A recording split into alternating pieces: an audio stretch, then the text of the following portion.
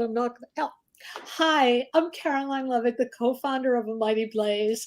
And today is particularly thrilling to me because we have one of my literary heroines here, Hilma Wolitzer. Today, a woman went mad in the supermarket.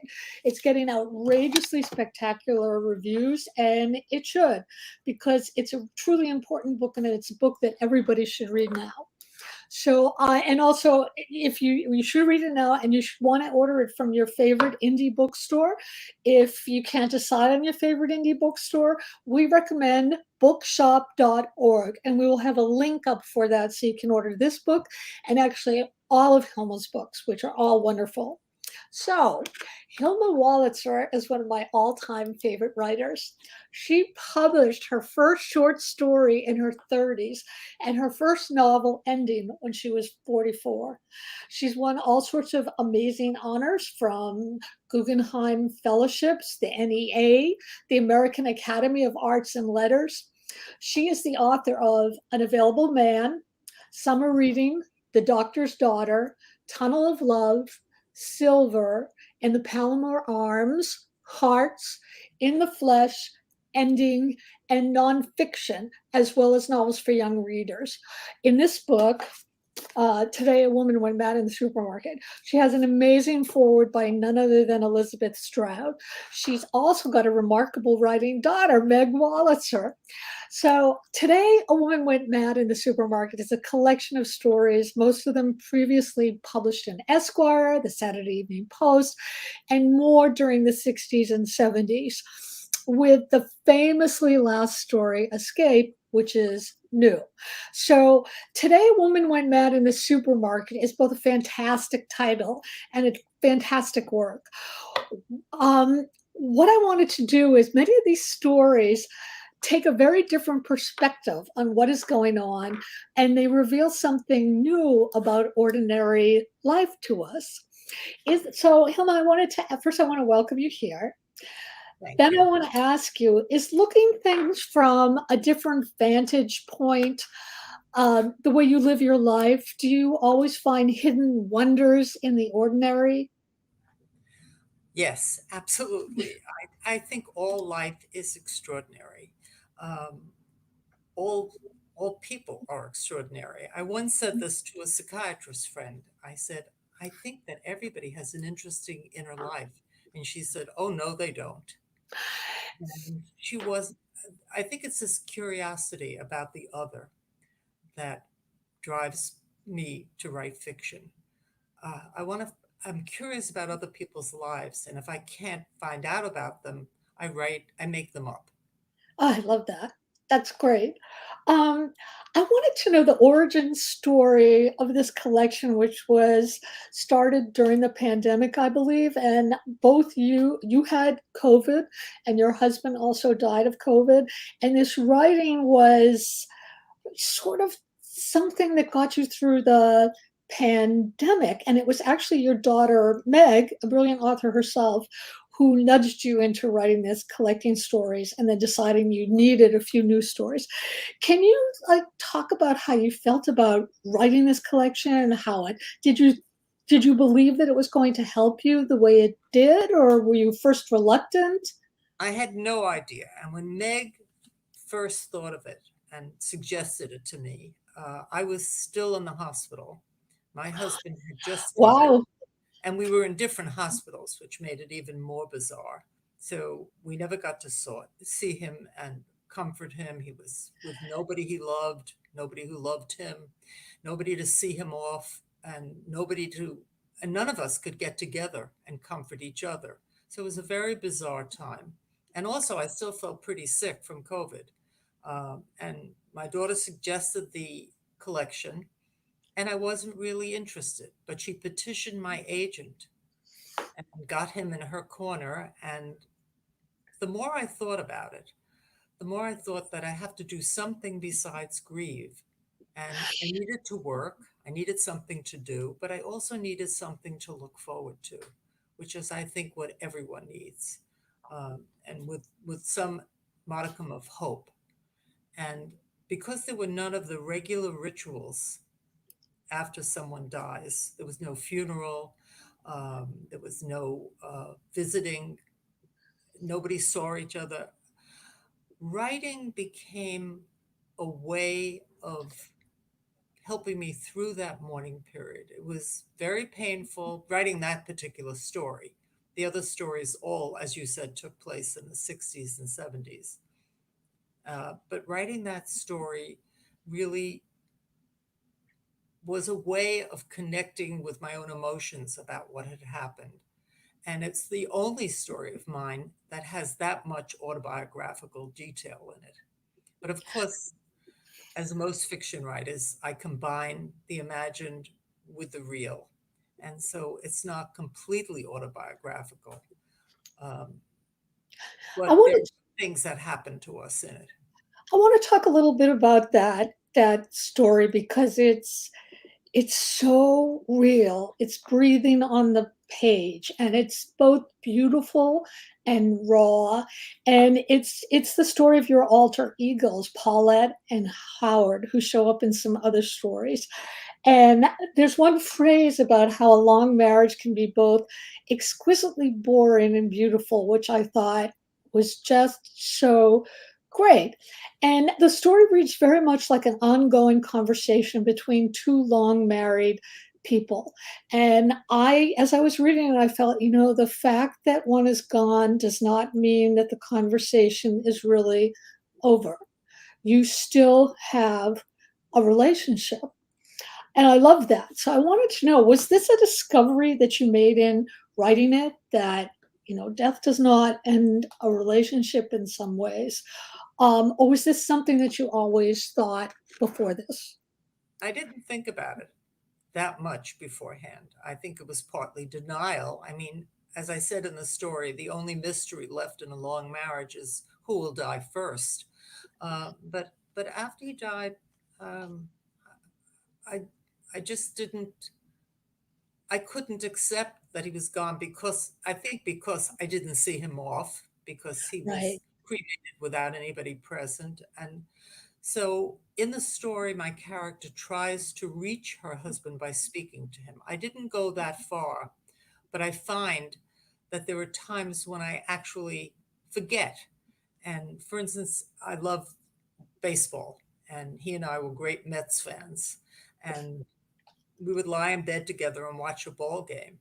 And now I watch it by myself, and I find myself turning to his side of the bed because I still sleep on my own side and saying, "Did you see that?" If there was a hit or an error. And I forget myself. And I do say it aloud. In the story, she talks about Houdini right. and his wife having a pact where they would come up with some code words and they would try to reach each other, and it fails. There are even seances, and my character thinks she's going to try it too. And because something like me, she talks too much, she's too garrulous. She thinks if she finally does hear from him, he's going to tell her to be quiet, but he doesn't even do that. It's funny that you said that first of all, I don't think you talk too much, but often women get that critique of speaking too much when actually we probably don't speak enough. Um, so I wanted to know, a lot of these stories are interlinked, even though they were originally published as standalones. When you looked at them again, like stories you wrote in the 60s or the 70s, did they take on new meaning for you because times have changed and we're in the middle of a pandemic? And was there ever a moment when you felt, oh, I wish I could rewrite that part?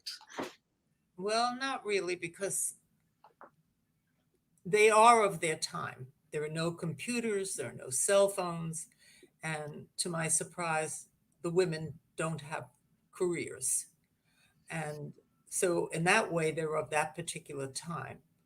But I think they also have a timelessness in that the concerns of the woman and the man in the marriage are concerns that people have today. And Right. to my delight, early readers at the publishing house, young readers, they asked young readers to read it and they related to the stories. And that made me very happy. I feel any of my older readers who are still alive, um, I'm hoping that they would have that shock of recognition because this is their generation, their time period. But I'm very happy and I'm hopeful that younger readers will also find the Oh, stories. I think they will, and I think they are. I want to talk about there's so much in this book with one of my favorite novels by Evan Connell, Mrs. Bridge. Um, Love that book. isn't that book wonderful? And Mr. Bridge is great too, but not as good as Mrs. Have Bridge. that behind me on my table. I have Mrs. Oh, Bridges. it's such a good book. It's such a characters in your stories talk about that novel. There's even a book club about it. Um, I think that you share the same sensibility as Evan Connell in that every detail, no matter how small in Mrs. Bridge, has great, great meaning, and every line of dialogue also has layers of meaning. So I'd love it if you could talk about how that book influenced you. Well, I love that book. It's one of my favorite books of all time because Yeah, it's great. it's funny and it's tragic. And what's mostly tragic about it is that the people are both the husband and the wife are repressed and suppressed. He's repressed and he suppresses her, and she becomes repressed. And the book is done in little flashes, like vaudeville blackouts. They're wonderful. And what one of the things the book taught me is economy. It's the same thing I get from reading poetry. You don't have to go on and on to make a point. Right. Right, exactly right. And there's also the thing that I loved about those two books is every once in a while you would see the same scene from both people's point of view. I think they went to see The Cherry Orchard. I don't remember which play they went to see. And he was so deeply moved by it. And Mrs. Bridge just thought, they lived and learned. She said something stupid, like, well, they lived and learned. And he just looked at her broken and flabbergasted. And she just didn't get it. They were so unconnected. And you're right. Those flashes are so, so powerful. But I loved seeing that book winding through the pages of those stories. It was just wonderful. You mentioned in your bio that you were once dubbed the great middle-aged hope. Um, and I thought that was wonderful because you started writing later and you said that your mom was a housewife and she raised you to be a housewife.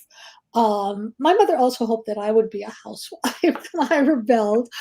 Um, things were different for women when you started writing than they are now.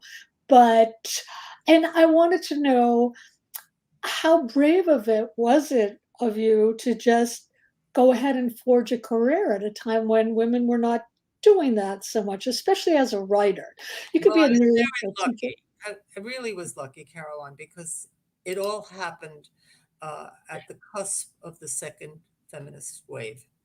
And so I got a lot of help and permission from reading other women who had asserted themselves.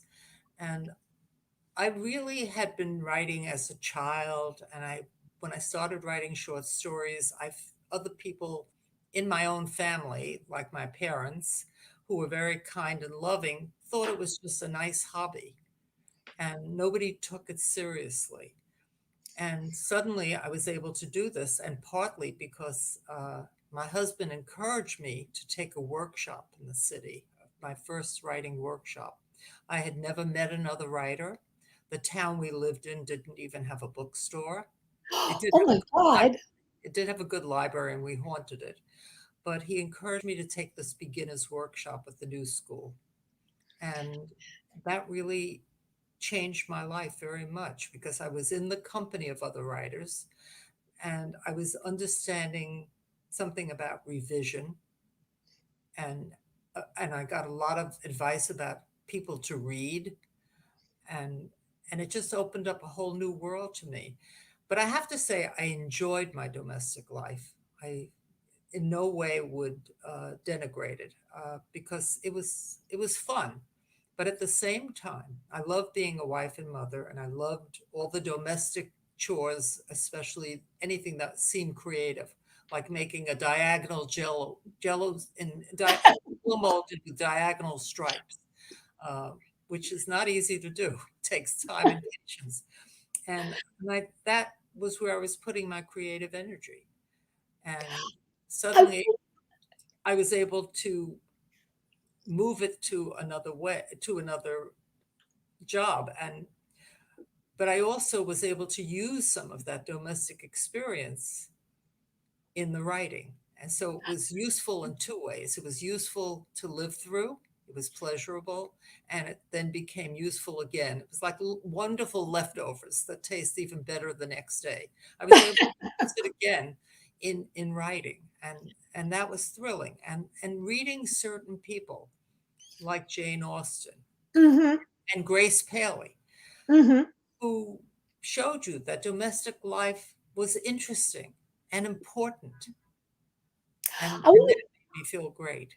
I want to talk about that whole thing about how domestic life is important because it seems to me of late that when women write about domestic issues, all too often it's sort of denigrated as that, I hate this term, women's fiction, like only women would want to read it.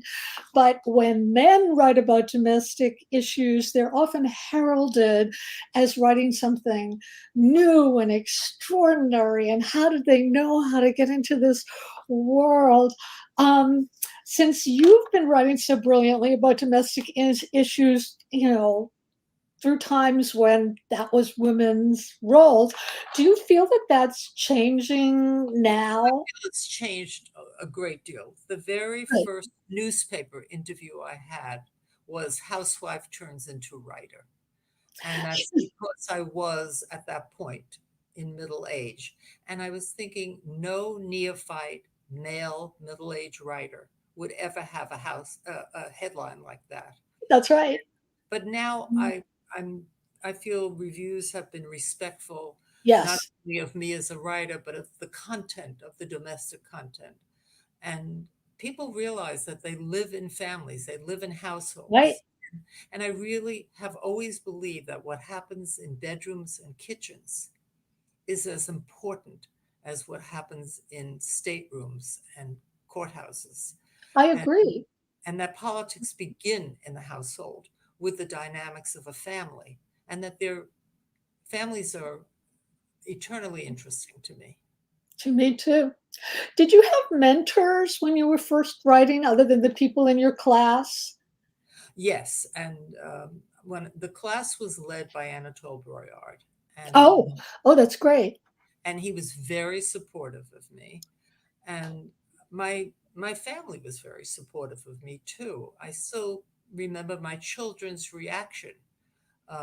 My older daughter said that she loved going to sleep and listening to my typewriter, and that she Uh, remembered the day the first story was taken and how excited she was. And my daughter Meg, who went on to become a writer, sent the dog in the day my first novel was accepted. She put a note around the dog's neck and said, "Go to mommy." And of course, he was a dachshund, so he was brilliant. He came right to me. And the note said, "Oh, you lucky dog," oh, oh, that's so great. which That's so was cool. But you've also been a mentor yourself, especially with your daughter Meg, so, who is just a brilliant, brilliant, extraordinary writer and extraordinary person too.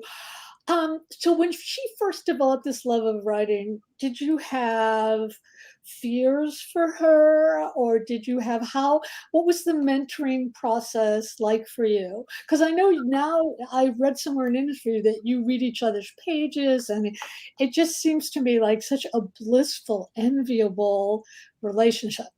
she's just a wonderful daughter and friend and writer. So all of it. So I was very happy. It's a great compliment to a parent when the child enters the same field. And I don't think that I was that great an influence on her because I think she was a natural talent. I think she was a born writer and that she would have written had she been raised in any household. And my older daughter, Nancy, I started out as a visual artist. I did portraits, and my daughter, Nancy, is a much better artist than I was and a more inventive artist. And she too chose to do something that I had done. And I felt very flattered by this. When Meg started writing, though, she was very young. She did the opposite thing from me.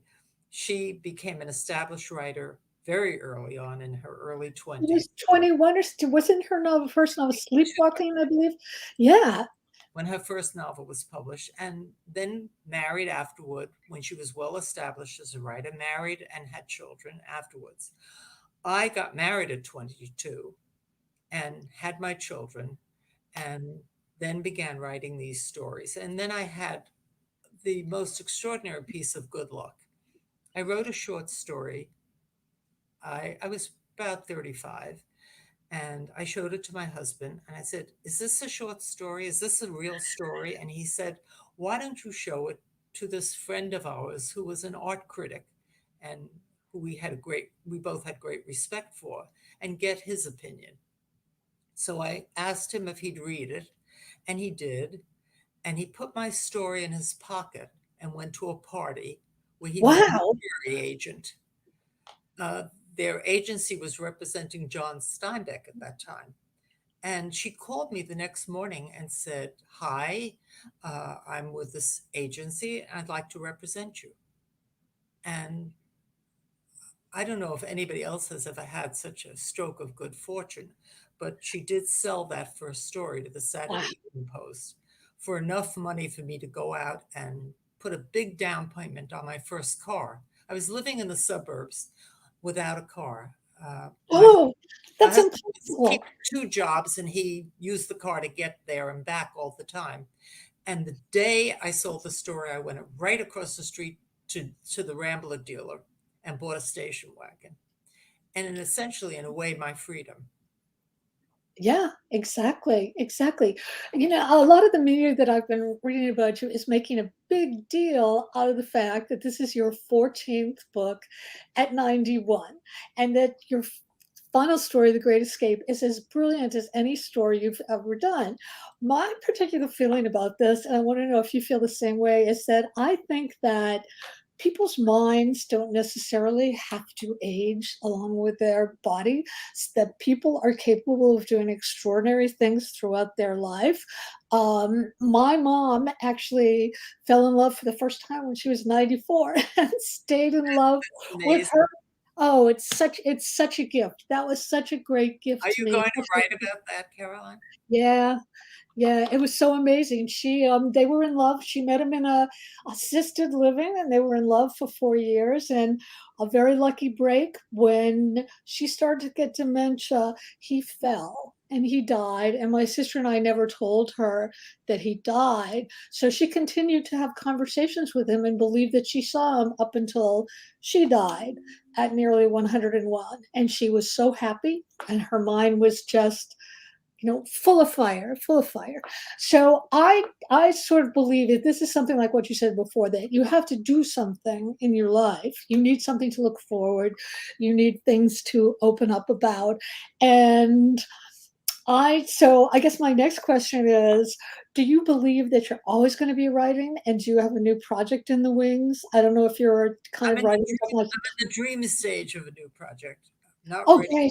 not ready to sit down yet with it. I think it needs to cook a little bit, but I hope I'll always be writing. I mean, I hope I'll keel over at my desk. That would be the ideal death as far as I'm concerned, but not I in the middle of a sentence, I hope. I think so too. I mean, I know I've seen my husband's father-in-law started to die the day that he retired from working, because there was nothing for him to do, and he just sort of imploded. And I think that having a passion and being creative and using your brain is like just incredibly wonderful. I guess my point was that I didn't want the media to have so much wonder that you were still writing genius stories in your 90s. Instead, I wanted the media to think, well, of course. Why wouldn't you? Writing the story the story came so quickly. It was under 30, just under 30 pages long, and I wrote it in about a week. Um, I was surprised because I feel that at this age, language does slow up. You have to think a little bit, and you have to sometimes my husband and I couldn't remember anybody's name, and we'd come up with it one at a time. I'd come up with the first name, he'd come up with the last name. But I find that when I'm writing, the words are there. Uh, It's a different state. I mean, when you're writing, tell us about like what's your writing process like? Are you regimented? Do you plan things out, or do you just sit there and hope the muse is going to come to you? the muse comes, and then I rush to the desk. I mean, that's when to write it down. Sometimes I think Amy Tan said you go from dream to dream. And sometimes I will wake up in the morning and realize that I have part of a story in my head. I don't know if I dreamed it or just it came into my consciousness as I was waking up, but I have to start putting it down. And then there's no time limit. I might start at the crack of dawn and suddenly look up and it's dark out, which is shocking and very pleasurable to realize that you Yeah. lost in a fictional universe for hours. You It's like forget how old you are. Yeah, it's like living another life. There's along with that, like there's a lot about photographs, like capturing moments in Today a Woman Went Mad in the Supermarket, which sort of ties into what we were talking about with Mrs. Bridge, that it's like capturing these moments. When we first see Howard, it's in a photograph, and Paulette talks about wanting to be enmeshed with him forever. And then there was the moment where Paulette is giving birth and realizing that, yeah, you can have these moments, but these moments are never really what people say it is. And why would you take a photo? Because photos always lie. Do you think that literature ever lies in the same way? Uh, Probably, if you include all literature, possibly. I try to tell that mixture of factual truth and universal truths about how we live together. Um, so it's a kind of lie because it didn't actually happen. It's not a journalistic report on an event, but I almost feel as if it did happen. I Right. still believe in the characters and their story. And if a reader believes in it, then there's that willing suspension of disbelief, which is just marvelous. And I remember when my first novel was published, a young man is dying, and it's from his wife's perspective.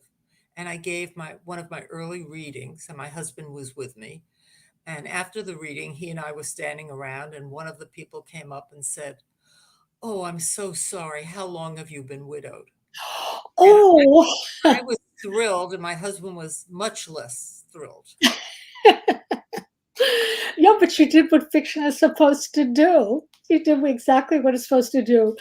There's a line in your book, "Terror makes believers love us all," and it's a line that struck with me because it's so true. It's always difficult to handle the fear of life today and the fear of the unknown, and believing in something, even, going to psychics, for example, can offer a framework for our fears. Do you think it's necessarily a bad thing to take in as much of a difficult life as we can and to perhaps nudge away the rest? No, I think we have to absorb everything. I think we have to deal with everything that happens to us, and I think we have to make the best of the hand we're given. And sometimes that's very difficult, as Yeah, after a long marriage ends with a death. It's very surprising. I mean, I think many times during the day when I'm not actually speaking to my husband, I realize he's the only person I could have asked a particular question. He's the only one who knew. As I used to think about my parents, thinking about episodes from my childhood and realizing that there's no one left to ask.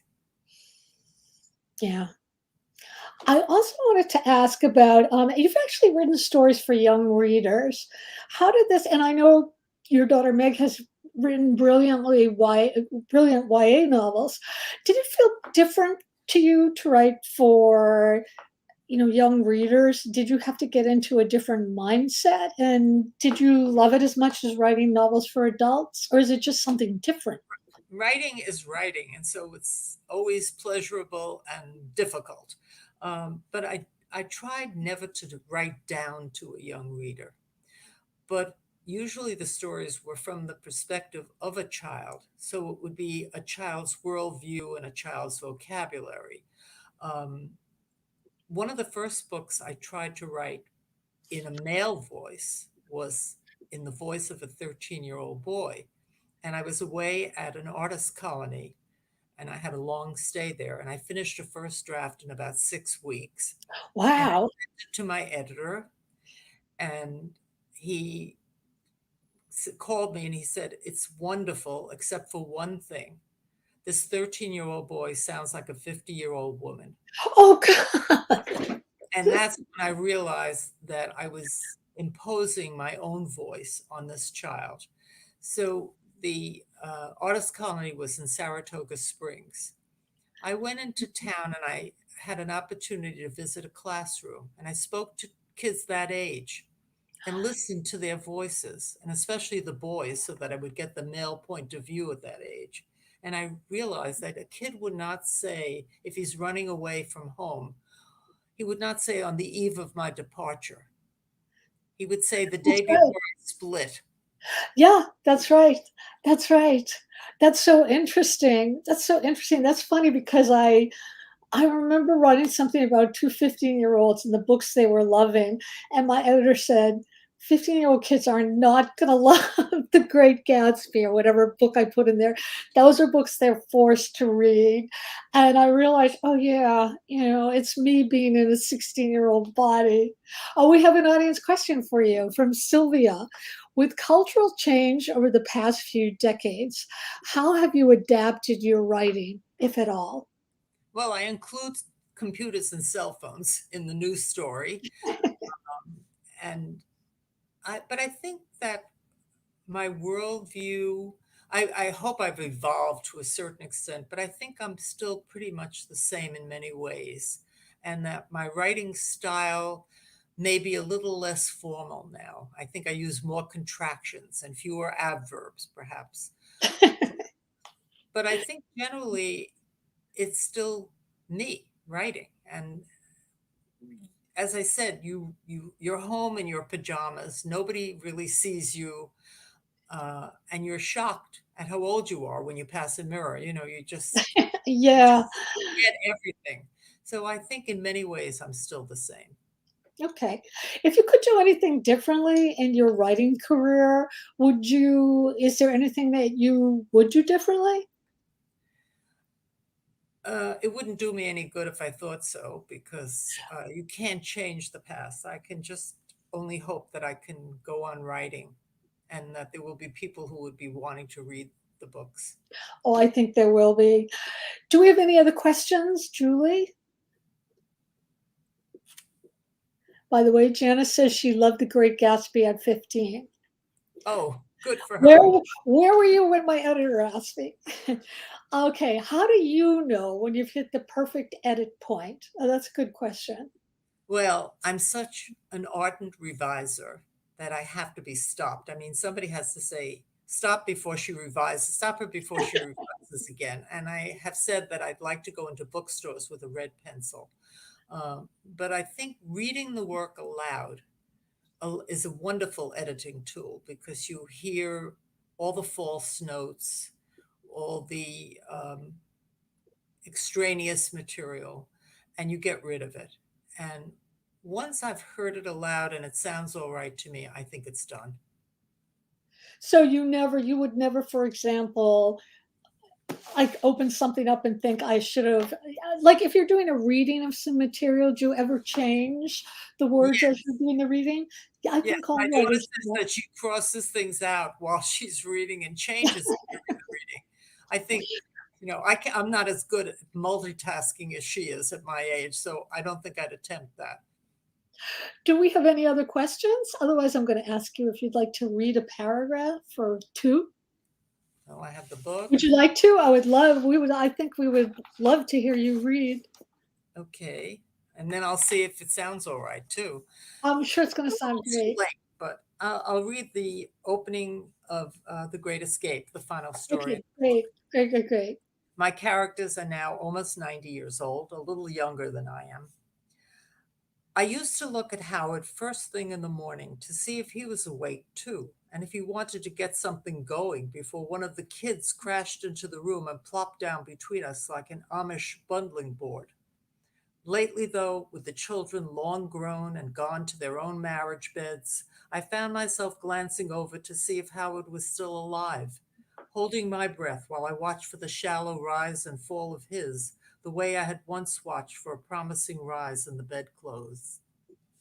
Whenever I saw that he was breathing and that the weather waited just behind the blinds to be let in, I felt an irrational surge of happiness. Another day, and then another, and another, and another. Breakfast, vitamins, bills, argument, blood pressure pills, lunch, doctor, cholesterol medicine, the telephone, supper, TV, sleeping pills, sleep, waking. It seems as if it would all go on forever in that exquisitely boring and beautiful way. But of course it wouldn't. Everyone knows that. That is just, not only is that spectacular writing, but I wanted to say that a lot of times when writers read, they're actually not good readers. There's a kind of theatricalness about their voice. But as you were reading, it felt so real, just so natural and so wonderful. And we have another question for you. Janice said, something I've been wondering about for decades about your book In the Flesh, something Hilma knows I'm obsessed with. So I'm not quite sure what she's wondering about, but do you know? Is there a question? Yeah, Janice, can you tell us exactly what the question is? What were you wondering about in the flesh? What was I what? What I wanted her to tell us what she's wondering about your book In the Flesh. Oh Has wait, she she's disappeared? typing. She's typing a question. Okay. Okay, we'll just wait for her. That's kind of nice when a reader is obsessed with a past book though. And they still remember it and it still has something that really moves them. Okay, so while we're waiting, I did want to ask you, was there any question that I should have asked you that I didn't ask you, Hilma? No, but I probably should ask you what you're working on. Oh, no, no, no, no. This isn't about me. This is about you. This is about you. The You're spotlight right. is on you. I Oh, like here it is. Here's the question. I've mentioned to Hilma that I became obsessed with Delmore Schwartz after you mentioned him in the book. And I'm wondering whether, when you mentioned him, you thought people would know who he was. I can't remember whether I did or not. But I always feel that if they didn't, now they do. Now they Uh, do, and As they soon as, should know. yes, as soon as you mention the name of a poet or a writer, I'm so grateful to so many of my friends for recommending writers and books to me. And I thank Janice for that question. Yeah, She is that's a Facebook friend and a friend. Oh, that's wonderful. Well, I'm really glad that she's here then. So I also wanted to ask, is there anything that's particularly obsessing you now and why? Well, the whole world, the beautiful, troubled world is obsessing me now. I can't wait until we're out of this scourge of COVID.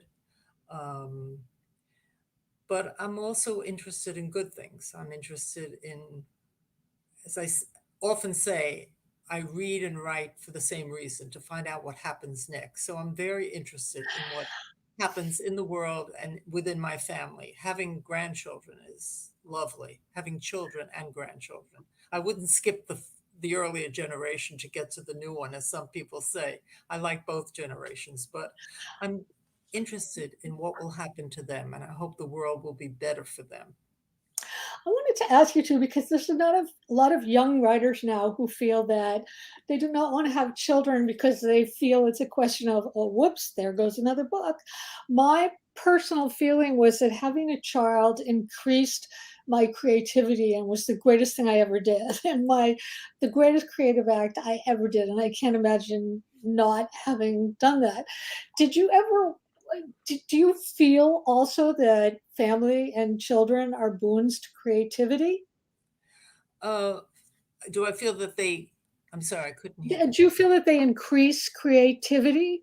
Well, they increased my domestic creativity with all those costumes and all that jello. I don't know. I just wanted to have children from the time I even thought about it. And I've always wanted to have children. And I never, ever regretted it. I mean, they're such, to be able to write a story is one thing, to make a person is another. Oh, And that's a lovely line. and and they're wonderful people. That's what's so remarkable to me. And And also they're to their see own a people. child become such a good mother is really great. It's an amazing thing. We have time for one more question. Does anybody have one? Okay. Then I want to encourage everybody. Today, a woman went mad in the supermarket. Great, great title, great cover, amazing, amazing book. Order at bookshop.org or at your favorite indie bookstore. I want to thank Hilma so, so much for coming. This is just, for me, it was pure delight to be able to ask you all these questions, especially after reading and loving your book so, so much. And I always consider you and your daughter Meg to be ambassadors of goodwill in the literary community. Oh, Sylvia just said, I think I love her. Yeah. Thank I you so love much. you, Hilma. Thank you. And so, all of you, buy the book. We'll see you next time. And Hilma, thank you so, so much. And Thank you we're for gonna, inviting me, Caroline. yes. And oh, somebody just asked, yes, this is going to be available online. It's at the Mighty Blaze YouTube station. You can listen to it 100 times a day if you want. So thank everybody so, so much. And I'm gonna say goodnight.